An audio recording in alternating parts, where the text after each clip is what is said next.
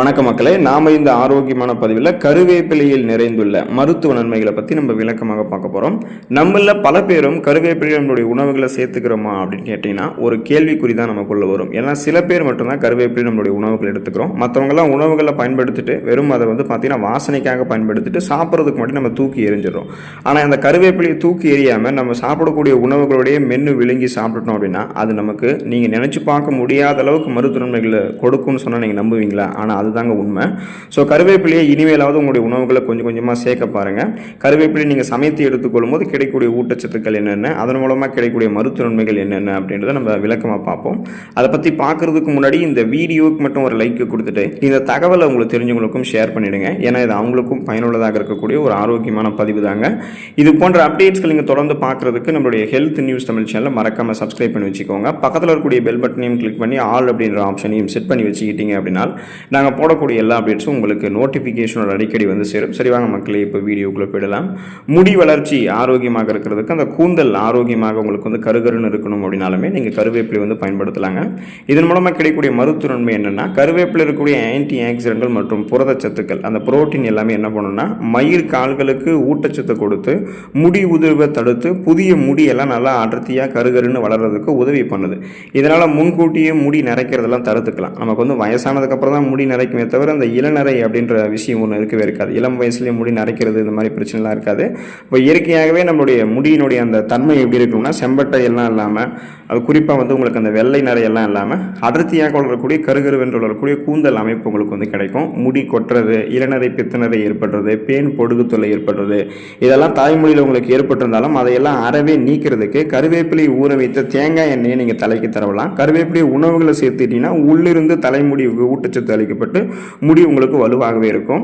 கண் பார்வை திறனை நீங்கள் மேம்பட வைத்துக் கொள்வதற்கெல்லாமே தொடர்ந்து கருவேப்பிலை உங்களுடைய உணவுகள் எடுத்துக்கலாங்க. அதுக்கான காரணம் என்ன அப்படின்னா கருவேப்பிலையில் விட்டமின் ஏ சத்து அதிக அளவில் இருக்குங்க. ஸோ இது என்ன பண்ணும் அப்படின்னா கண் பார்வையில் இருக்கக்கூடிய அந்த நரம்புகளை வலுப்படுத்துறதுக்கும் மாலை கண் நோய் போன்ற பார்வை கோளாறுகளை ஏற்படுறது தடுக்கிறதுக்கும் கண் ஆரோக்கியத்தை மேம்படுத்துறதுக்கும் பெரிதும் உதவிகரமாக இருக்கு. இப்போ நிறைய பேருக்கு கண்கள் தொடர்பான சிக்கல்கள் ஏற்படுவதற்கான காரணம் என்னன்னு கேட்டால் ஃபோன்ஸ், லேப்டாப்ஸ் யூஸ் பண்ணுறது, வயசான காலங்களில் கண்கள் தொடர்பான பிரச்சனைகள் ஏற்படுறது, குறிப்பாக பார்த்தீங்கன்னா ஜெனட்டிக் ரீசன்ஸ்லையும் கண் பார்வை கோளாறுகள் வருதுன்னு சொல்லுவாங்க. ஆனால் முதலிடம் அப்படின்றது பார்த்தீங்கன்னா ஊட்டச்சத்து பற்றாக்குறையாக கண்கள் தொடர்பான பிரச்சனைகள் ஏற்பட்டது தான் அதிகம். அப்போ கண் பார்வைக்கு வேண்டிய விட்டமின் ஏ, ஜியாக்சாந்தின் போன்ற நிறைய ஊட்டச்சத்துக்களை நம்ம கொடுக்க வேண்டியது அவசியமாக இருக்கு இல்லையா? அப்போ அந்த ஊட்டச்சத்துக்கள் இருந்திருக்கக்கூடிய உணவுகள் நம்ம தேடி தேடி எடுத்துக்கொள்ளணும். அது அந்த ஊட்டச்சத்துக்கள் கருவேப்பிலை இருக்கு. கருவேப்பிலை நீங்கள் தனி உணவாக எடுத்துக்கொள்ளணும்னு கிடையாது. நீங்கள் சாப்பிடக்கூடிய உணவுகளோட சேர்த்து எடுத்துட்டீங்கனாலே அதுவே உங்களுடைய கண் பார்வையை மறைமுகமாகவே கூர்மைப்படுத்தி விடும் அப்படின்னு தெரிந்து கொள்ளுங்க. அப்போ கண் பார்வையை நம்ம இளமை காலத்திலையும் முதுமை காலத்திலையும் எப்போது வேணாலுமே கூர்மையாக வைத்துக் கொள்ளலாம். கண்கள் தொடர்பான பிரச்சனைகள் நமக்கு நெருங்காது. சர்க்கரை நோய் பிரச்சனைகள் நீங்கள் விடுபடணும், அட்லீஸ்ட் அந்த சுகர் ப்ராப்ளத்தை நீங்கள் கண்ட்ரோல் பண்ணணும் அப்படின்னாலுமே கருவேப்பிலை எடுத்துக்கொள்ளலாம். அதுக்கான காரணம் என்னன்னா கருவேப்பிலை இருக்கக்கூடிய கனிம சத்துக்கள் ரத்தத்தில் உள்ள சர்க்கரையினுடைய அளவை, அந்த பிளட் சுகர் லெவலை கட்டுக்குள்ள வைக்கிறதுக்கு உதவி பண்ணுதுங்க. இன்சுலினுடைய உற்பத்தியை தூண்டி இன்சுலின் சென்சிட்டிவிட்டி, அந்த இன்சுலின் உணர்திறனை மேம்படுத்துறதால உடனடியாக உணவுகள் சாப்பிட்டதுக்கு அப்புறம் ரத்தத்தில் சர்க்கரையினுடைய அளவு அதிகரிக்கக்கூடிய அபாயம் எல்லாம் நமக்கு இருக்காது. ஸோ உணவுகள் எந்த அளவுக்கு செரிமானம் ஆகுதோ அதுக்கேற்ற மாதிரி தான் கொஞ்சம் கொஞ்சமாக தான் பிளட்ல சுகருடைய அளவு நமக்கு போதுமான அளவுக்கு இருக்கும். அப்போ அதிகமாகாமல் கண்ட்ரோல் பண்ணுறதுக்கு, ஸோ அவங்களுக்கு எப்போதுமே பிளட் சுகர் லெவலை கண்ட்ரோல் பண்ணி அந்த சுகர் ப்ராப்ளத்துலேருந்து நாளடைவில் உங்களை விடுவிக்கிறதுக்கு எல்லாமே கருவேப்பிலை உதவி பண்ணும். ஸோ உங்களுக்கு ஃபியூச்சரில் சுகர் ப்ராப்ளம் வரக்கூடாது, இப்போவே நீங்கள் ஆரோக்கியமாக இருக்கணும்னு நினச்சிங்கனாலுமே தினமும் கருவேப்பிலை உங்களுடைய உணவுகளில் சமையலில் நீங்கள் சேர்த்துக்கொண்டே வரலாம். செரிமான அமைப்பு ஆரோக்கியமாக இருக்கிறதுக்கு, குறிப்பாக பார்த்தீங்கன்னா கல்லீரல் பாதுகாப்பு பெறுவதற்கு எல்லாமே தொடர்ந்து நம்ம என்ன பண்ணலாம் அப்படின்னா கருவேப்பிலை எடுத்துக்கொள்ளலாங்க. அதுக்கான காரணம் என்னன்னா இந்த அஜீரணம், கான்ஸ்டிபேஷன் என்று சொல்லக்கூடிய மலச்சிக்கல், டயேரியா என்று சொல்லக்கூடிய வயிற்றுப்போக்கு போன்ற செரிமானம் தொடர்பான பிரச்சனைகளுக்கெல்லாம் ஒரு சிறந்த தீர்வாக கருவேப்பிலை இருக்குங்க. அதனால தான் நம்ம சாப்பிடக்கூடிய உணவு மூலக்கூறுகள் எவ்வளவு பெரிய கடினமான உணவு மூலக்கூறுகளாக இருந்தாலுமே அதெல்லாமே எளிமையாக உடைக்கப்பட்டு செரிமானம் எளிமையாக எந்த விதமான பிரச்சனையும் இல்லாமல் நம்ம நடக்கும். செரிமானம் எளிமையாக நடக்கும்போது ஊட்டச்சத்துக்கள் உறிஞ்சப்பட்டதுக்கப்புறம் மீதம் இருக்கக்கூடிய கழிவுகள் குடல்களில் தேங்கி தொந்தரவுகளையோ செரிமானம் தொடர்பான பிரச்சனைகளையோ நமக்கு ஏற்படுத்தாது. குடல்களிலிருந்து நமக்கு மலம் விலக்கியாக சிறப்பான அளவில் பார்த்தீங்கன்னா அந்த கழிவுகள்லாம் வெளியேறிவிடும். அப்போ நமக்கு எந்த விதமான செரிமானம் தொடர்பான பிரச்சனையுமே இருக்காது. குறிப்பாக கல்லீரலில் சேரக்கூடிய நச்சுக்களை வெளியேற்றி நச்சு நீக்கம், அந்த டீடாக்ஸ் பண்ணி கல்லீரலுடைய செயல்திறனை பாதுகாக்கிறதுக்குமே நமக்கு பார்த்தீங்கன்னா கருவேப்பிலை ஹெல்ப் பண்ணும். அப்போ செரிமான மண்டலத்தையும் ஆரோக்கியமாக வைத்துக் கொள்ளலாம், நச்சுக்களை நீக்கி கொண்டு கல்லீரலையும் பாதுகாத்துக் கொள்ளலாம். கல்லீரலுடைய செல்கள் எல்லாம் மீண்டும் மீண்டும் புதுப்பிக்கப்படும் போது நம்ம மீண்டும் ஆரோக்கியமாக இயங்க ஆரம்பிப்போம்.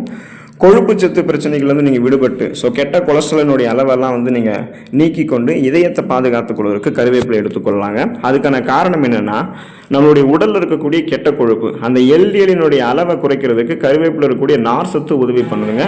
இதனால நம்மளுடைய ரத்த நாளங்கள், அதாவது இதயத்துக்கு ரத்த ஓட்டம் அந்த ரத்த நாளங்கள் வழியாக தான் செல்லும். அந்த ரத்த நாளங்களில் எந்த விதமான கொழுப்பு படிவுகளும் இல்லாமல் போதுமான அளவுக்கு ரத்த ஓட்டம் தங்குதடை இல்லாமல் சீரான உள்ள இதயத்துக்கு கிடைக்கும் போது இதயத்தினுடைய துடிப்பு, இதயத்தினுடைய செயல்பாடு சீரான தான் இருக்கும்.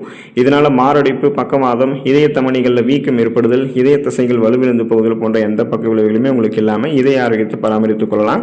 அப்போ இதய ஆரோக்கியத்திற்கு வந்து தீங்கு விளைவிக்கக்கூடியதே அந்த கெட்ட கொழுப்புகள் தான். அதை குறைக்கணுன்றதுக்காகத்தான் நம்ம கருவேப்பிலை எடுத்துக்கிறோம். கொலஸ்ட்ரால் பிரச்சனை நீக்கிட்டோம் அப்படின்னா பிபி ப்ராப்ளத்தை நீக்கி கொண்டு இதயத்தை பராமரிக்கலாம். அதுக்கு நம்ம கருவேப்பிலை எடுத்துக்கொள்ளணும்.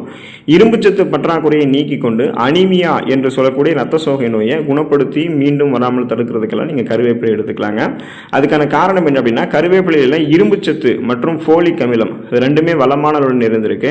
இது ரெண்டுமே என்ன பண்ணும் அப்படின்னா, ரத்தத்தில் குறைந்த சிகப்பு அணுக்களினுடைய அந்த ரத்த சிகப்பு அணுக்களினுடைய எண்ணிக்கை வந்து குறைஞ்சிருக்குங்க இல்லையா, அதை வந்து அதிகப்படுத்தும். ஏன்னா இரும்புச்சத்து பற்றாக்குறையால தான் நமக்கு ரத்த சிகப்பு அணுக்களே குறைஞ்சு போகும். அப்போ அந்த இரும்புச்சத்தை நம்ம கருவேப்பிலை எடுத்துக்கொண்டு பெற்றுக்கொள்ளும் போது ஃபோலேட் சத்துமே நமக்கு வந்து கிடைக்கிறதில்ல, அந்த ஃபோலிக் அமிலமும் கிடைக்கிறதில்ல. என்ன ஆகும்னா, குறைந்த ரத்த சிகப்பு அணுக்களினுடைய எண்ணிக்கை அதிகப்படுத்தப்படும் போது அதில் இருக்கக்கூடிய ரத்த புரதமான ஹீமோகுளோபினுடைய எண்ணிக்கையை நமக்கு அதிகப்படும். இப்போ ஹீமோகுளோபின் தான் நம்மளுடைய உடல் உறுப்புகள் இருக்கக்கூடிய எல்லா பாங்களுக்குமே ஆக்சிஜன் சப்ளைவை கொடுக்குது. ஆக்சிஜன் சப்ளை நமக்கு கிடைக்கிறதால தான் நம்ம சுறுசுறுப்பாக செயல்பட ஆரம்பிக்கிறோம். ஒருவேளை அந்த ஆக்சிஜன் சப்ளை இல்லாமல் போகும்போது தான் உங்களுக்கு மயக்கம், தலைவலி, குமட்டல், வாந்தி, உடல் சோர்வு, உடல் பலவீனம், உடல் கடுமையாக வலிக்கிறது, கவனமின்மை ஏற்படுறது, இந்த மாதிரியான அறிகுறிகள் இருக்கும். இந்த அறிகுறிகள் எல்லாமே ரத்த சோகை நோய்களுக்கான அறிகுறிகள் தான். ஸோ இப்போ உங்களுக்கு வந்து விஷயம் புரியும். அப்போ இந்த அறிகுறிகளை நீக்கணும்னா இரும்புச்சத்து பற்றாக்குறையை நம்ம சரி பண்ணணும் அப்படின்றது உங்களுக்கு தெரியும். அப்போ அதுக்காக தான் நீங்கள் வந்து கருவேப்பிலை எடுத்துக்கிறீங்க. ஸோ இரும்புச்சத்து, ஃபோலிக் அமிலம்லாம் பெற்றுக்கொண்டு ரத்த சிகப்பணுக்கள் அதிகரித்து ரத்த புரதமான ஹீமோகுளோபினுடைய எண்ணிக்கை அதிகரித்து ஆக்சிஜன் சப்ளைவை பெற்று சுறுசுறுப்பாக இயங்குறதுக்காகத்தான் நீங்கள் கருவேப்பிலை எடுத்துக்கொள்ளணும். உங்களுடைய உடல் எடையை எந்த விதமான பக்க விளைவுகளும் இல்லாமல் ஆரோக்கியமான முறையில் நீங்கள் குறைத்துக் கொள்ளணும் அப்படின்னு நினைச்சிட்டு இருக்கீங்கன்னா கருவேப்பிலை நீங்கள் எடுத்துக்கொள்ளுங்க. நிறைய பேர் அதுக்காக நிறைய பணங்களை செலவு பண்ணுவாங்க. எந்த உணவுகள் எடுத்துக்கொள்வது அப்படின்ற ஒரு சந்தேகத்திலே இருப்பாங்க. ஸோ வெயிட் லாஸ் பண்ணணும் அப்படின்னாலே கருவேப்பிலை உங்களுடைய டயட்டில் நீங்கள் சேர்த்துக்கலாம். கருவேப்பிலை இருக்கக்கூடிய கபினோல் போன்ற தாவர மூலப்பொருட்கள் உடலில் கொழுப்புகள் தேங்குவதை முன்னாடியே தடுத்து வளர்ச்சிதை மாற்றம் என்று சொல்லக்கூடிய அந்த மெட்டபாலிசத்தை வந்து விரைவுபடுத்துது. இந்த மெட்டபாலிசம் இன்க்ரீஸ் ஆகும்போது நம்மளுடைய உடம்புல என்ன மாற்றம் நடக்கும் அப்படின்னா, தேவையில்லாமல் நம்மளுடைய உடலில் ஆங்காங்கே படிந்திருக்கக்கூடிய கொழுப்பு படிவுகள், தொப்பை போன்ற அமைப்பெல்லாம் விரைவில் வந்து நமக்கு வந்து எனர்ஜியாக கன்வெர்ட் ஆகிடும். ஸோ அந்த கொலஸ்ட்ரால்ஸ்லாம் எனர்ஜியாக கன்வெர்ட் ஆகி எரிக்கப்பட்டுடும். அப்போ காலையில் வெறும் வயிற்றுலேயே நீங்கள் கருவேப்பிலை இலைகளை மென்று சாப்பிட்றது அல்லது கொதிக்க வைத்த நீரில் வந்து கருவேப்பிலை வந்து போட்டு நீங்கள் வந்து குடிக்கிறது, இதெல்லாமே பசியை கட்டுப்படுத்துறதுக்கு ஹெல்ப் பண்ணும். ஸோ உங்களுடைய உடல் எடையை குறைக்கணும்னாலே அதிக கலோரிகள் நிறைந்துள்ள உணவுகளெல்லாம் நம்ம எடுத்துக்கொள்ளக்கூடாது. கருவேப்பிலை போன்ற குறைந்த கலோரிகள் இருக்கக்கூடிய உணவுகள் எடுத்துக்கணும். இதுதான் நமக்கு வந்து பசியை கட்டுப்படுத்தி நமக்கு உடலுக்கு வேண்டிய எனர்ஜியை கொடுத்து தேவையில்லாத அந்த கொழுப்புகள் எல்லாம் கரைத்து நமக்கு வேண்டிய ஆற்றலாக மாற்றி கொடுத்து ஸோ கொலஸ்ட்ரால்ஸ்லாம் எனர்ஜியை கன்வெர்ட் பண்ணி எரித்து வெயிட் லாஸ் பண்ணணும். அதுக்கு தான் நம்ம கருவேப்பிலை வந்து நம்மளுடைய உணவுகள் எடுத்துக்கொள்ளணும். உங்களுக்கு காயம் மற்றும் தோல் நோய்கள் ஏதாவது இருக்குன்னா அதை எல்லாத்தையுமே நீங்கள் குணப்படுத்திக்கிறதுக்கு கருவேப்பிலை எடுத்துக்கலாங்க. அதுக்கான காரணம் என்னென்னா, கருவேப்பிலை வந்து இயற்கையான ஆன்டி பாக்டீரியல் மற்றும் ஆன்டி ஃபங்கல் பண்புகள் வந்து கொண்டிருக்கக்கூடியது. ஸோ இதை பயன்படுத்தக்கூடிய முறையை நீங்கள் தெரிந்து கொள்ளணும். சிறு காயங்கள், தீ காயங்கள் அல்லது தோலில் ஏற்படக்கூடிய அந்த அலர்ஜி, ஒவ்வாமை போன்றவற்றுக்கெல்லாம் கருவேப்பிலை நல்லா அரைத்து 10 மாதிரி நீங்கள் போட்டு வந்தீங்கன்னு வச்சிங்களேன், விரைவில் குணமாகும். மேலும் முகப்பொருட்களை தடுக்கிறதுக்கு, சருமத்தை பளபளப்பாக மாற்றுறதுக்குமே நமக்கு தொடர்ந்து பார்த்தீங்கன்னா கருவேப்பிலை உதவி பண்ணும். ஸோ இந்த அளவுக்கு நீங்கள் நிறைய நன்மைகளை பெற்று நலமோடு வாழணும்னா கருவேப்பிலையை இனிமேலாவது உங்களுடைய உணவுகளை சேர்த்துக்கொள்ள மறந்துடாதீங்க. தொடர்ந்து கொஞ்சம் சிறிதான அளவுகளையாவது எடுத்துக்கொள்ள பாருங்கள். அப்போ தான் நம்ம நலமான ஒரு ஆரோக்கியமான வாழ்க்கையை வாழ முடியும். ஸோ நீங்களும் ஆரோக்கியமாக இருங்க. அடுத்த ஆரோக்கியமான பதிவில் மறக்காமல் சந்திப்போம். நன்றி மக்களே.